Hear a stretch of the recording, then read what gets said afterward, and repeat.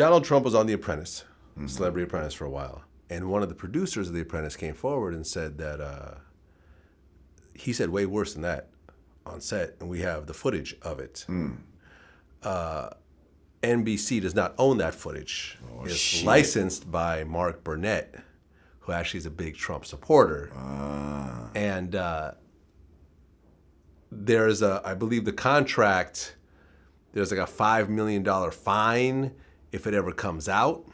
So someone started a GoFundMe page to pay the fine. To basically raise $5.1 million to put the footage out and pay the fine, because allegedly there is footage of Donald Trump saying the N-word on set. Let me ask you a question. If there is audio that comes out or video that comes out of Trump saying the N-word, do you think that he could talk his way out of it the way he's trying to talk his way out of this? I'm sure he's arrogant enough to try. He'll try, but do you think that the public would actually be okay with that? His people would. His people would. I mean, of course, black people not fucking with him already. Like, yeah, but black people ain't fucking with. He's not getting the black vote regardless. So I don't think it's going to change anything as far as his constituency, because they say nigger every day. Whether they say it out loud or in their fucking minds, they say it every day. So that ain't going to change nothing. It might change some of the, some of the more liberal people who weren't sure, who kind of like, because I know some white dudes that fuck with black people, but they kind of like the shit that this motherfucker Trump is saying. As far as his rawness and his brashness, they like that shit. You know what I mean? And I'm like, yo, but you got to really listen to what the fuck he's talking about. Like, so maybe some of those motherfuckers, he was saying some good shit, but I can't fuck with him now because, you know what I mean? But that's not a whole lot. You know what I mean? Like, most of his people's going to be like, and what did he say wrong? Well, we don't know what's going to happen until the election happens, but there's a few interesting points that are happening along the way. For example, when I talked to my friend from Washington, he said the one thing you have to be aware of in this election is that all the Hillary supporters, all the people that are voting for Hillary, they're going to go out and vote for Hillary. But the Trump supporters are going to go and vote for Trump and get 10 of their friends to go and vote for Trump. There's definitely a lot more passion with Trump supporters than the Hillary supporters. And that's why they have to scare the shit out of Hillary supporters to make them go out and get 10 of their fucking friends to fucking go vote. Not just because you want to support Hillary, because we got to make sure that this fucker doesn't get in. That's their whole message. Yeah. And that's the only way she's going to be able to win, because you're right. They do have a lot more emotion over on the Trump side. Yeah, when you a lot more passion. Yeah, because when you look at the rallies that Trump has versus Hillary, it's not even close. Come on. They got people ready to shed blood out that motherfucker. Right. Their own, other people's, they don't give a fuck. You know what I mean? And it's like, so how do you inspire that type of passion in the Hillary supporters? Only through fear. Well, I'm actually talking to Scott Adams right now. He's the creator of the comic strip Dilbert. Mm-hmm. You familiar with it? Mm-hmm. And since last year, he's been saying that not only is Trump going to win, but he's going to win by a landslide, of which we have not seen in any presidential election in recent history. Another thing that he said was actually kind of interesting, I don't know if you're going to co-sign this or not, is that Scott Adams actually is a trained hypnotist. And he said that this whole time, Donald Trump has been using hypnotic techniques in all his speeches. He probably has. That's a science. Yeah. That's a science. There's something called NLP, Neuro-Linguistic Programming. There's certain words that you can put into your speech. You have to be trained on how to deliver these words, but you can deliver a whole different message within a message by the way you deliver it. Okay, you can also do it with certain symbols, within writing, making certain letters, certain words bold, as opposed to the other letters, or even italicized, to where you put all the bold words together. It's telling a story. It's a whole different story. You understand what I'm saying? That's commonplace, just in advertising.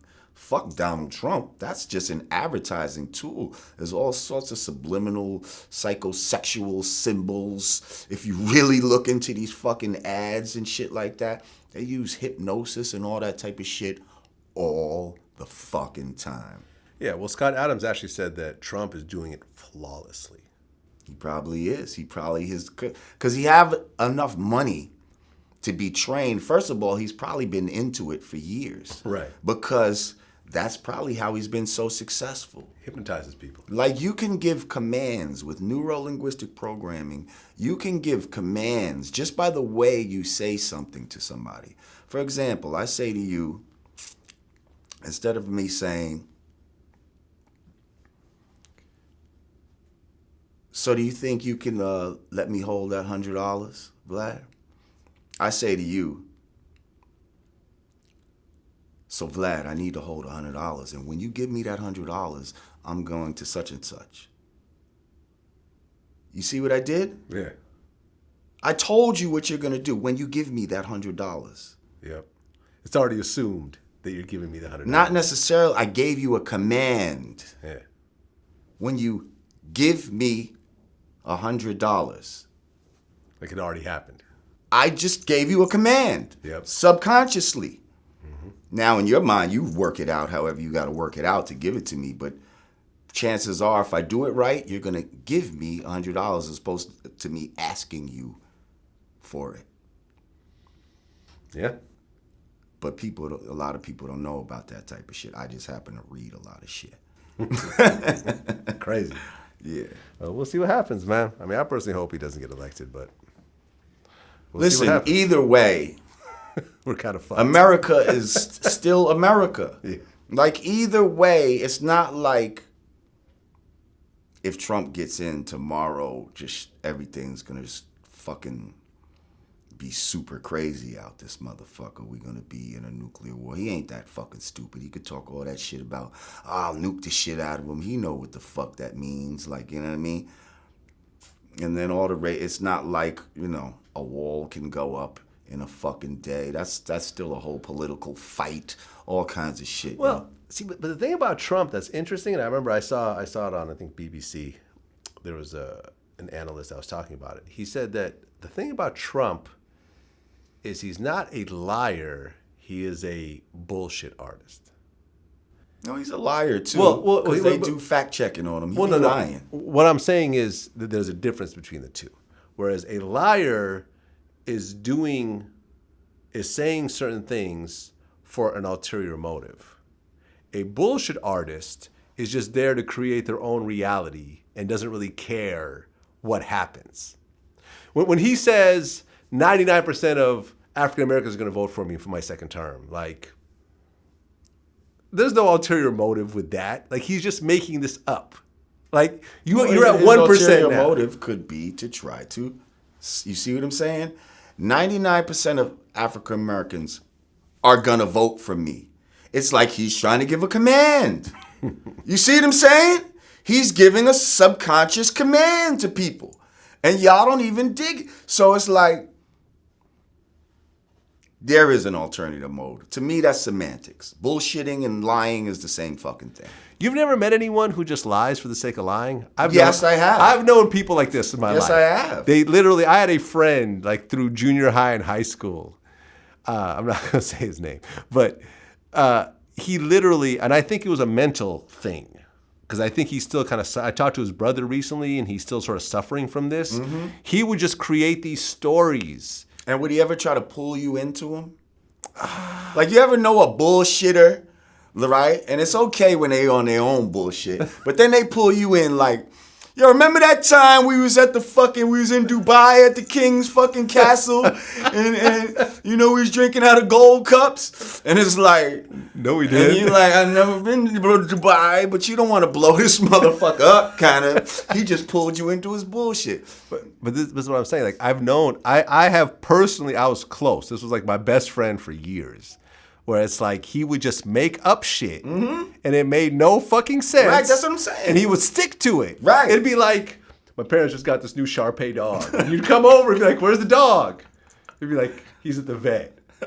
And then every time you'd come over, this dog was never there. And you would ask about the dog, but there's some story around the dog not being there. But it's like, he's already rich, and he's got this other dog. Right. There's no But reason that's to not lie. the dog he's talking about. It'd be like this imaginary dog, or like, yeah, my parents got a Bronco, and it's like his parents got a Benz and like some other shit, but there's no Bronco. It's still a lie, though. But See what I'm saying? But there's He's no lying. reason. But there's no reason behind it. So like, what? That's what I'm saying. Some So people. what? The motivation doesn't matter. Doesn't always matter. Like, a lie is a lie, whether your motivation is just to pull it out your ass. But this is what I'm saying. Like, there's a difference with him saying, hey, I need to borrow $100 so I could take my Shar-Pei dog to the vet, and he gets that money out you, and that's what he was trying to do with that lie, as opposed to just creating this imaginary dog that has no purpose for anything. This is what I'm saying. This is how I feel Trump. His purpose, though, see, sometimes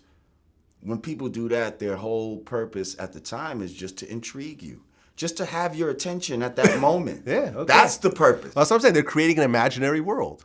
Right. For you to, they just want to get you wrapped in, but there is a motivation behind it. Right, because I actually talked to him maybe like a year ago, and he created this whole story about how he was undercover with the FBI and like doing all this shit. And so I just called his brother. I said, hey, like I tracked down his brother, and I'm like, is any of this true? He said, none of it. He said, none of this is true. He was not undercover with the FBI. He was not building That's skyscrapers. hilarious. He was, all this shit he's talking about is not true. And yet I'm on the phone with this guy. We hadn't seen each other in like 15 years or something. No reason to tell No me this reason. shit, Like, hey, I don't know, man. I don't know. I can't This is what I'm explain saying. unexplicable behavior. I can't do it. I don't know. I mean, you'll never beat crazy. You're never better than crazy. Crazy is undefeated. I guess so. I don't know.